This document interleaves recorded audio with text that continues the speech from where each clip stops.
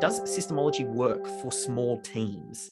And I think there's a little bit of confusion for this. It's kind of like the same question is almost like, does systemology, like the actual 7-stage process, work for a consultant, let's say? And I think some of this confusion comes from, in the book, I think it's within the first chapter, I talk about when is the right time to systemize. And I say, you've got a small team, maybe you've got 5 or more staff, you've been in business for a while, you've already got traction, and that's the ideal scenario. So now people go, oh, okay, does that mean that systemology doesn't work for consultants or people with smaller businesses? And it was more so me identifying who is my perfect fit target audience and what this message was initially written for. That doesn't mean that a lot of the principles don't apply. You just need to know where the tweaks are.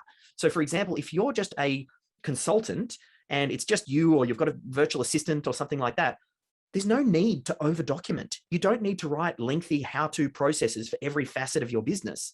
Try and start, more high level, using checklists, making sure that, you record videos of you doing certain tasks, but don't get caught up in the detailed, time-consuming process of actually documenting the process.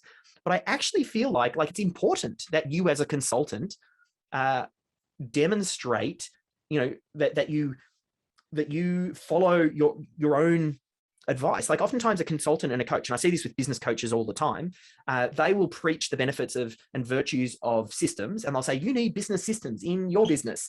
And, then preach it, but then you look under the hood of their own business and they've got extremely poor or non-existing systems. And I think you want to be the best example of what it is that you teach. So, just as long as you simplify what it is that you're capturing, but you still want to bake systems thinking into your business. It's part of the culture. It's a cultural thing. So then when you hire a VA, they kind of already know, oh, Joe already has a way of doing this. Ray or Azim, they already have a way of doing things. Like my suggestion would be, when you go through Systemology, create your own critical client flow, then start to record videos for those. And then at some point, as you get busier, you might hire a virtual assistant. Get them to read Systemology, run through the steps, and then start to watch the videos that you've recorded and have them do the documentation. I've got a great little story of that. There's a guy, Lennie, he's a videographer. He's actually just gone through the Systemology certification program as well. But what he does is he helps videographers, like he's a videographer coach, basically. And he started off by systemizing himself. That's how he came across Systemology. He applied it to his own business, got an amazing result, and then has now gone on to get certified. But he first wanted to do it himself. And that's what he did.